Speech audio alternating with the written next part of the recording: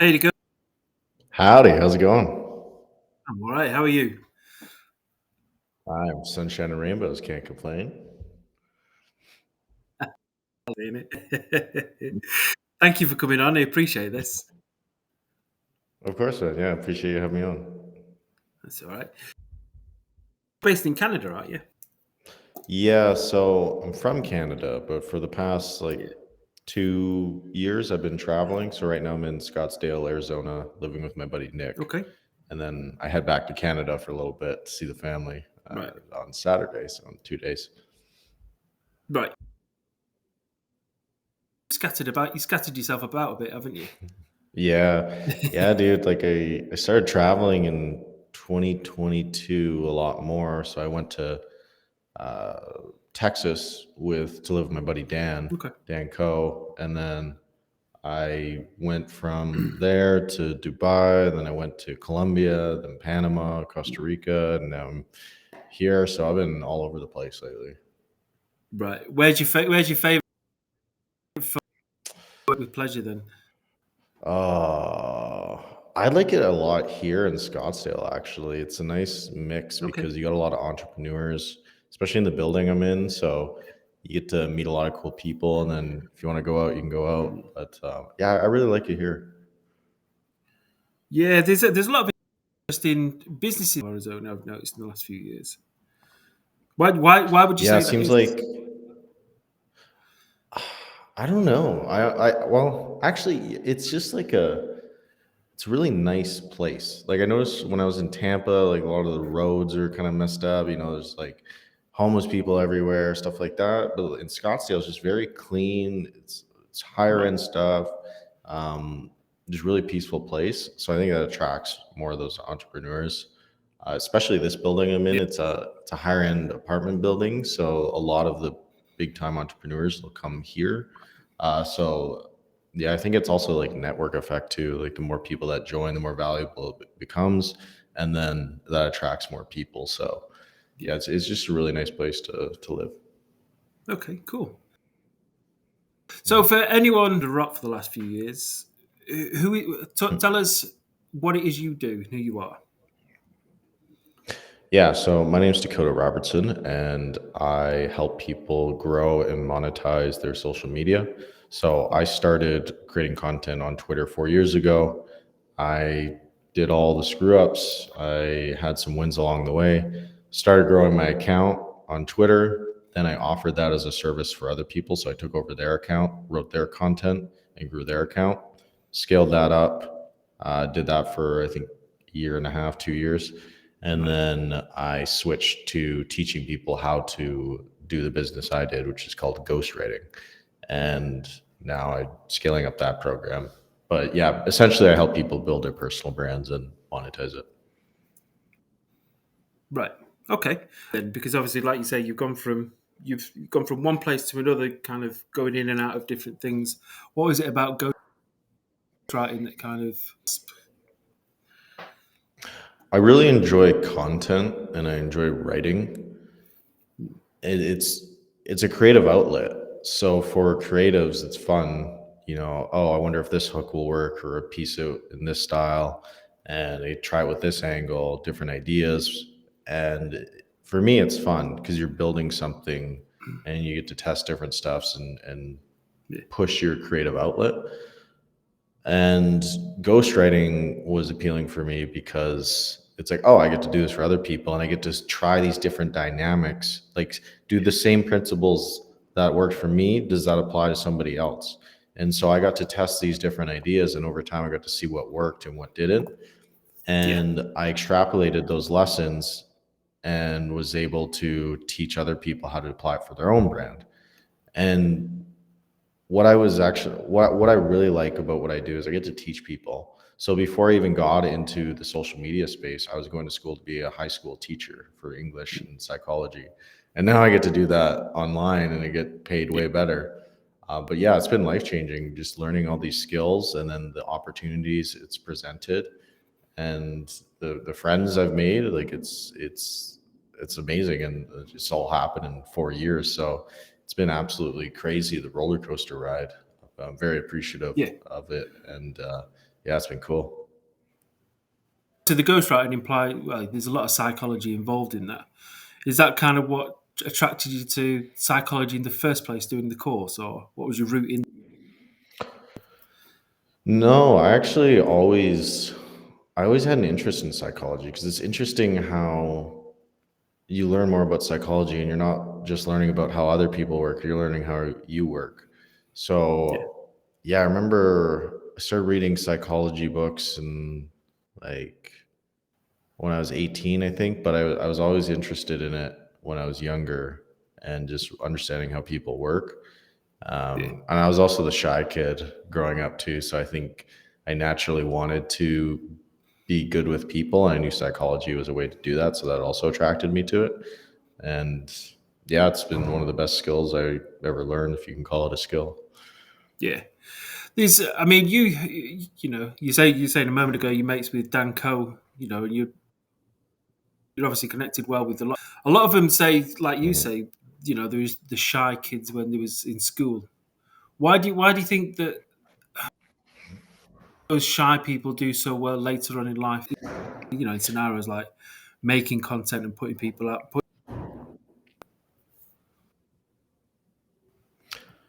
Because they got to learn the skill. So, like, if someone's already confident or gifted, it's like they just do it. But if they need to teach someone else it, then it's going to be harder for them to articulate because they're like, oh, you just do it.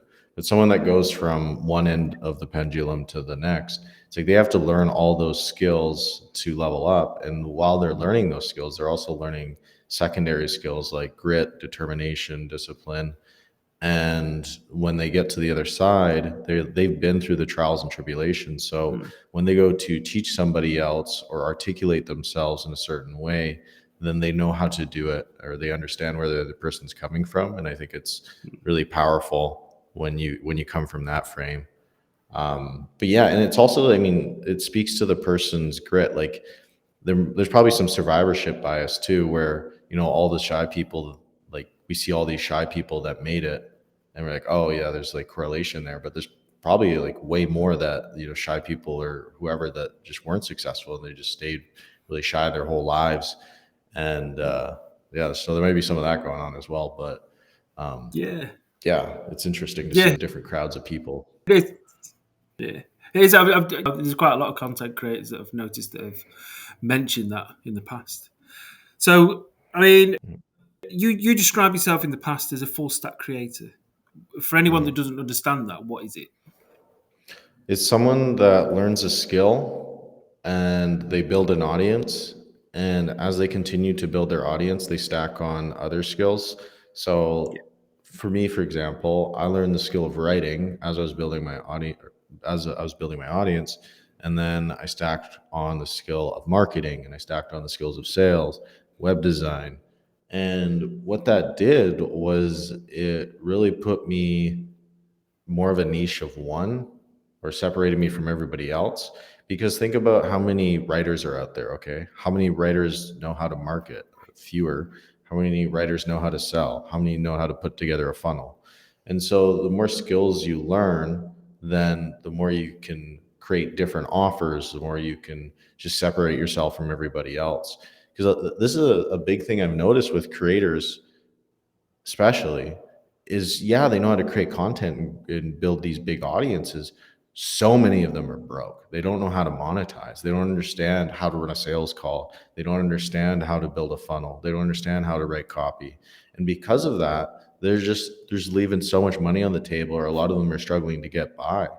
So that's why I'm like telling people you should be a full stack creator. Don't just learn one skill, like stack on another. And I'm not saying, be like dilute your focus on stuff, like don't learn writing and then do some, like learn Icelandic tap dancing or anything like that. Like learn something that's parallel with that you can actually have a synergistic effect. And the same yeah, thing with entrepreneurs. So many entrepreneurs, they're really good at business, but they neglect the content side, or they don't understand content whatsoever, and they just seem like a potato. So if you can combine those two, then I think you're in a really good spot. yeah. Why do you think a lot of those content creators that have because it's an incredible skill in itself building an audience. It's not just a one-dimensional approach on that. So why do you think Mhm. they struggle to make monetize it? What's their barrier of entry there? Well, it can be kind of scary. They think of a business and like, oh my God, like sales calls, like I could get rejected. And um, it's people just don't like doing new things. Typically, like I'm really good at this. And if I was to go in to learn these business skills, then I wouldn't be good and my ego would be bruised. I think that's part of it. A lot of them also just don't know. Like they just like, oh, you can learn these things and make more money. So that's another thing. And trying to think what else. Yeah, and a Yeah. lot of them too. It's like they never built a business. It's like they just created content, Mm. so they never had a need to actually learn the skills of sales or marketing or web design. They never had to go out and try to get clients. They never had to hop on a sales call and practically piss yourself before it because you got so many nerves. So it's that's why I love business because it forces you to level up in different areas. If I don't get leads, then that's a problem with me. It's not the market. I got to Mm. change something within myself to get the objective that I want. So that's a huge part as well. Yeah, that whole accountability thing that's where a lot of people go wrong, I guess. So when Hmm. so say for example, someone's from a set up a business and they've begun that whole process. Where do you think, not just in concrete content creators, but in entrepreneurs and solopreneurs, they go wrong the most in business? They they don't create something that people want, and it's not just content, but it's also their offer. So, like one of the big things I tell people is you got to look at where your interests intersect with market demand. Mm. Because a lot of people they have interest in stuff, like content they create, but nobody else does, so they like, struggle to grow, or few people do, so they'll struggle to grow. Or they might have an interest in something, but and they can create content around it, but nobody really can buy anything from you because you can't really create an offer around that. um, so it's like you got to understand, what do people want, like what are their pain points and what are their desires, and how can you help them get rid of that pain, or how can you help them get to their desire, and what's the mechanism to doing so. Mm. So I mean, fitness coaching, you're helping people, get away from pain of being overweight, or you're helping them get to a desire of getting a six pack, whatever. And then what's your mechanism? Do you do it with nutrition planning? Do you do it with weightlifting? Do you do it with cardio exercises like training? So looking at it through the lens of that, and then creating the content to match that. So a lot of people will create, I call it fortune cookie content, where it sounds nice, it Mm. doesn't really do anything, like a little cute soundbite. And yeah, you can create content like that, but so many people, they only create content like that. And sure, it gets good engagement and likes because it sounds good, but it's not going to translate to people who buy from you because you're not building your authority in anything. Like, who are you going to buy from? The guy with 5 likes on a post that shows you how to solve a complete problem? Or are you going to buy from the Mm. guy that has, 1,000 likes on a post that has like a cute one sentence line? It's like, I'm going to buy from the Yeah. guy that knows what he's talking about because he's helped me. He's proven he knows what he's talking about. And it's like, okay, if I want to like solve this further or actually get more accountability or whatever, I'm going to go with that guy. So Yeah. that's a huge thing I see with people, and I have to drill that into a lot of people's heads over and over and over. What do you think has been the key to your growth in the last few years? Because you've gone zero to, what is it, 500,000 now in what, 4 or 5 years? Yeah, Is that right? yeah. I mean, definitely building a network of friends and Right. learning from them. Like my friend Dan, he's been a huge help. My friend Lara Costa with LinkedIn, like a bunch of people along the way. And they've really helped me dial in. Okay, this content's ass or this content's good, and Yeah. just iterate from there. But also being obsessive with learning how to create good content and what makes for good writing. Yeah. Because at the end of the day, yeah, you could write well, but if you don't have good ideas, you don't understand the psychology or how to present good ideas, then it's useless. And I give a lot of actionable advice. I think that's like one of the biggest things I see with people online is they'll create content, but it's really fluffy, and it's like if Yeah. the reader can't take action on that, if there's no takeaway, then it's not really useful to them. So I'm always processing it Mm. through the lens of how can I make myself useful for other people. And it's like you're Yeah. depositing within a bank.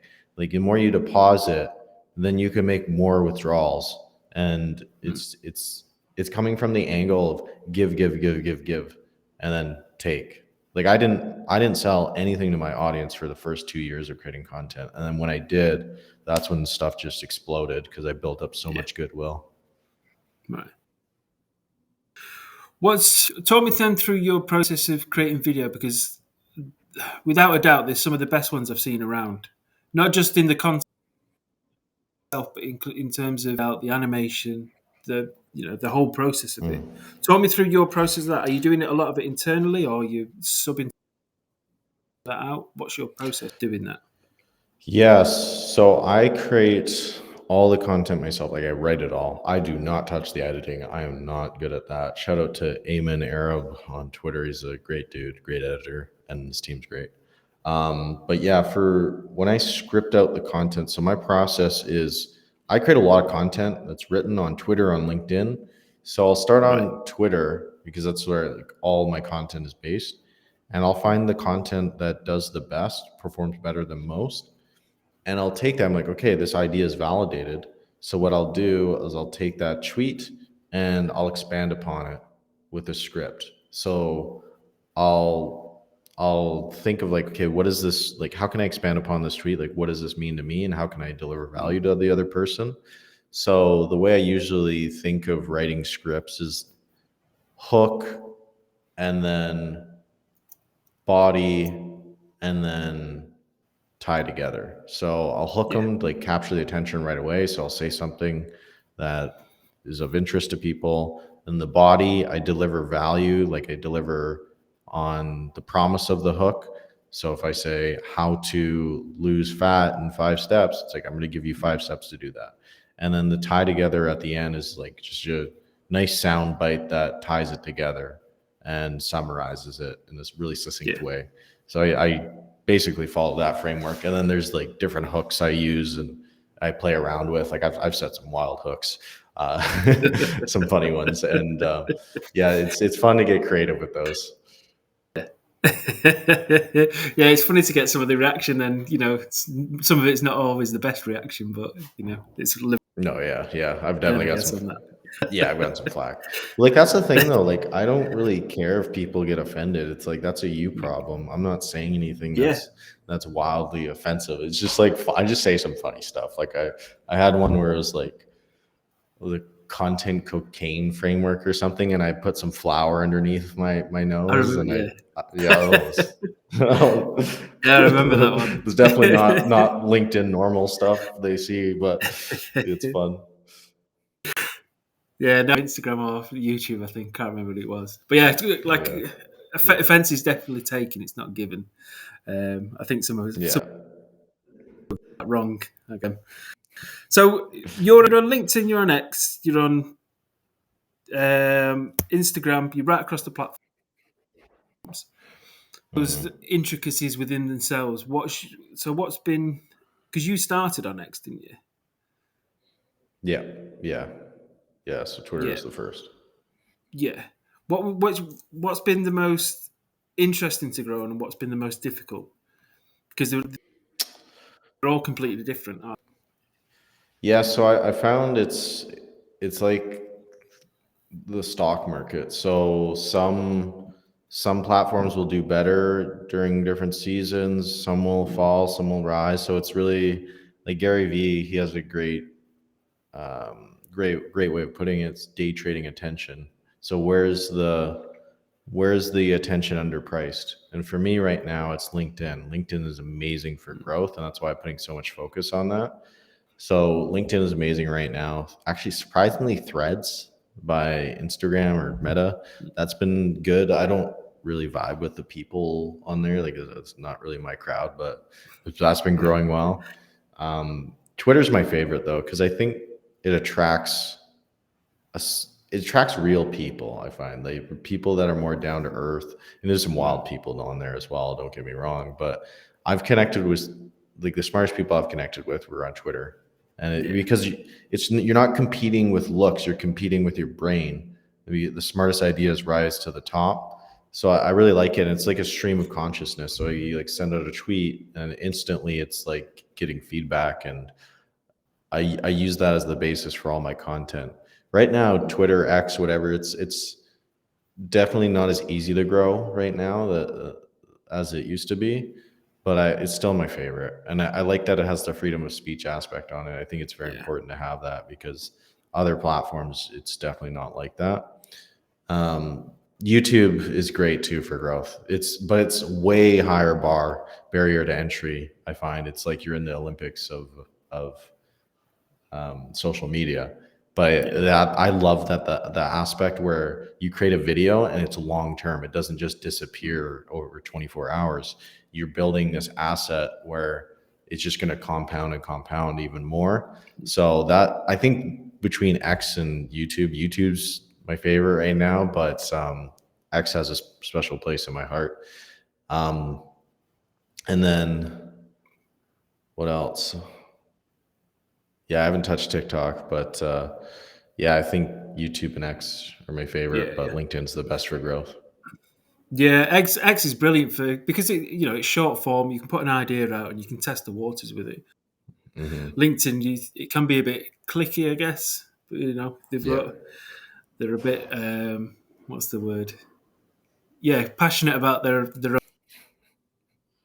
But X is by far one of the best things. And like I say, just get to know people because hmm, it's text based, so you are based on you're in what you're putting out, I guess, like picture wise yeah, and so 100%. forth. So I mean, so you've got your ghostwriting agency. You also run your cohorts as well, don't you? Yeah, yeah. So I don't really. How, I tried doing the ghostwriting and the cohorts together, but it was just way too much. I okay. did that for a few months, and it was just way too much stress. So I stopped doing the done for you ghostwriting, and I just transitioned fully to coaching and consulting. Right. How's when you say too much? Why? What made you transition that over? Because personally, I can see why. Because they're interactive. Yeah. You get a good flow on it. Is it just the fact that dealing with clients and formalizing a lot of that, or what put you off a bit? Yeah, it's like it's a lot of work to run an agency. So you have clients and you're trying to grow them and you're creating a lot of content for them. So you got to build a team and then you got to manage the team. And yeah, it's great like for building a business and getting cash flow, but it can be very time intensive as you Yeah, scale. Like I had 8 clients and it doesn't sound like a whole lot, but if you're creating 12 threads a month for each one, it's like you're creating over 100 threads a month, and it's yeah, like god damn. And then clients, they can be late on payments, or they can be wishy-washy, or they give you like, oh, we want to go viral, and like they just don't understand how stuff goes. yeah, So it's like, yeah, it can be a lot of work, and I enjoy teaching more. And also, like, I'm not gonna pretend like I'm a saint. Like, I just love it. It's like you make a lot more money when you have a big audience and you run a coaching program, and yeah, it's like way more lucrative. I enjoy it a lot more. So I'm like, why am I doing the done for you ghostwriting when I can just do this? Then again, I love ghostwriting. I think it's a great avenue, but I just love teaching more. I mean, I was going to yeah, school to become a teacher, so yeah, it's cool. And I also get to focus on my own personal brand too, because like I'm scaling on all these platforms. That's a lot of work, a lot of content you have to yeah, create too. So like having all three of those in the mix at the same time, I would lose my head. So yeah. How do you schedule your day then, or stay on top of everything? Because, like you say, running all those platforms, you've got the court. Doing that whilst you're traveling and so forth. It can be difficult just being in one stationary geographical position, let alone traveling anywhere. So how do you structure all that? Yeah, it's definitely been a learning experience, but Mm. systems are key. Like if I didn't have systems in place, I would be screwed. Like it just wouldn't be possible to grow on all these platforms. So I have systems in place for repurposing content, and I have a VA. She's my right hand gal, and she helps me a ton with. So what I'll do is I will take a tweet, like I'll find my top performing tweets, and then I'll be like, Kate, like I'll link it. I'm like, Kate, can you make a screenshot for all these tweets? And she'll screenshot Yeah, it or like create a whatever image of it, and then I will write a long form description for that tweet to go alongside with it, and I'll write a short form description. So the long form description goes alongside LinkedIn, it goes alongside Instagram, goes alongside YouTube, and the short form goes on Twitter and Threads. So yeah, I'll take that one screenshot, that tweet, and then I'll post it on all these platforms with the correct description. So that way it's one piece of content distributed out 6 times or 5 times, whatever it is. So like I'll do that, and then that's like my main way of creating content right now. And then I'll also take the tweets that performed well and I'll turn them into video scripts, and then same concept, one video, mm, and then distribute it among all the platforms with a long form or a short form description. And then yeah, like I'll delegate a lot more. Like that's like one of the biggest things is learning to delegate, and it's definitely a skill I've had to learn because you're an entrepreneur, you want to do everything yourself and think, oh, I'll just do it. But yeah, learning to delegate my time has been huge. And then yeah, repurposing, and same thing with YouTube. Like I'll write a newsletter, and that's the script for my YouTube video. So mm, that's like key when you're writing all your own content. Like I don't have anyone writing for me. It's like you got to learn to do these repurposing hacks, or else you yeah, just be absolutely screwed. yeah. I suppose with them all as well, aren't you? Yeah, Yeah, yeah. And I just wake up. First thing I do is like get to work, and then I'll probably wake up at like 6 or 7, work until maybe 2, 3, and then I'll go work out, do whatever, watch Mad Men for the rest of the night. good joke. What are some of the psychology tricks then that people kind of miss? I mean, but you don't really take them in as hacks or tricks.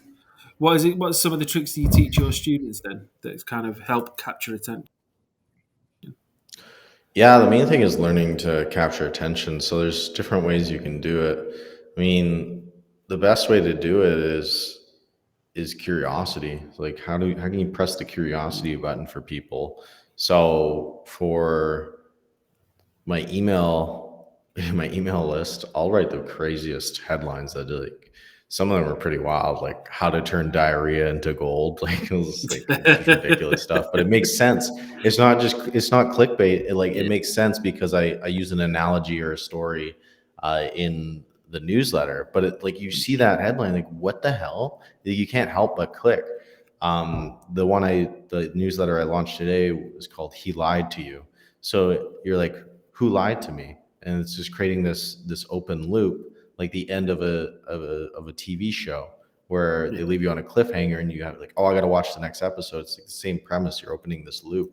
So I do a lot of that, and then also you can be very direct, and you can appeal to a desire or a pain point.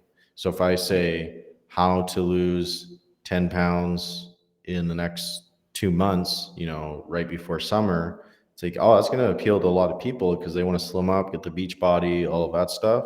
So, you can be very direct with someone's desire or pain point, and they hint at that you're going to solve it.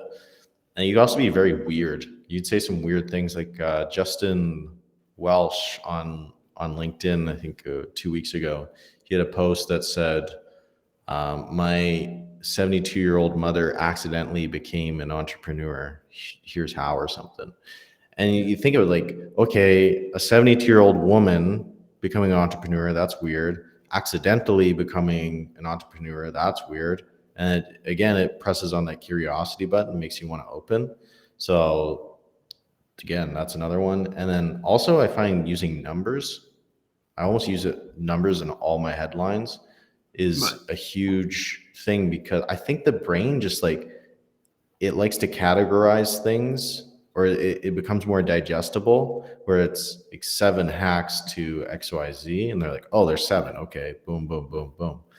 And then as well, if you have a 5-step guide to doing something, well, as soon as you read step one, it's like, okay, like I got to read the next steps to get that outcome that I want. I'm going to keep reading. So that's Yeah. another one. And calling out a demographic's huge as well. If you're in your 20s, read this. If you are a man in your 20s, read this. If you are, if you are living in Scottsdale, Arizona, read this.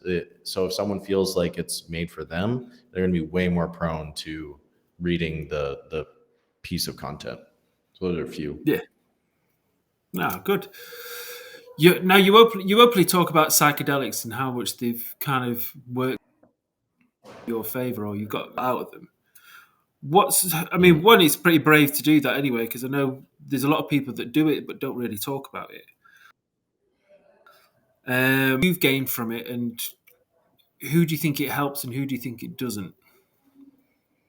That makes sense. Yeah, so I did mushrooms when I was 13. I did it before Mm. anything else. Like I didn't drink alcohol, I didn't smoke weed. Like it was just like, yeah, doing mushrooms.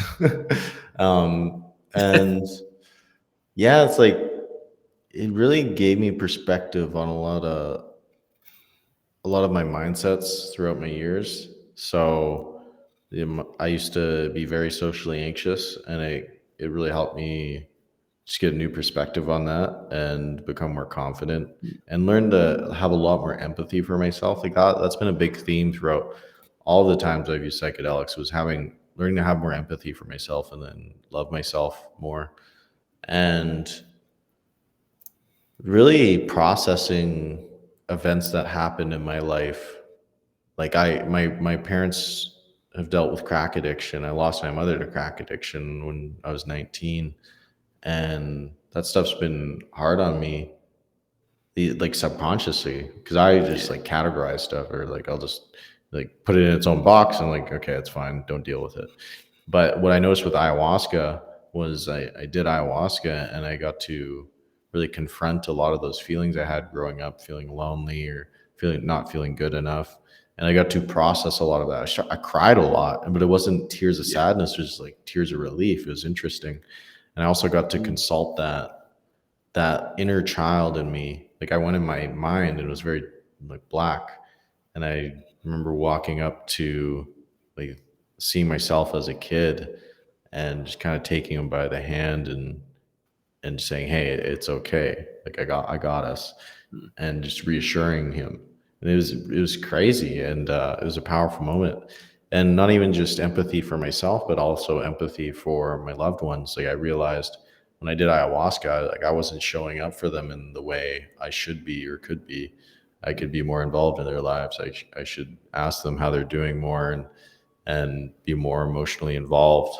Um, so yeah, for me, they've been a powerful tool. I never recommend it to anybody, but for me, I know my mental health is good and I'm in Yeah. a good place, and I uh, I feel like I got enough self awareness to, I don't know, kind of navigate myself on these trips.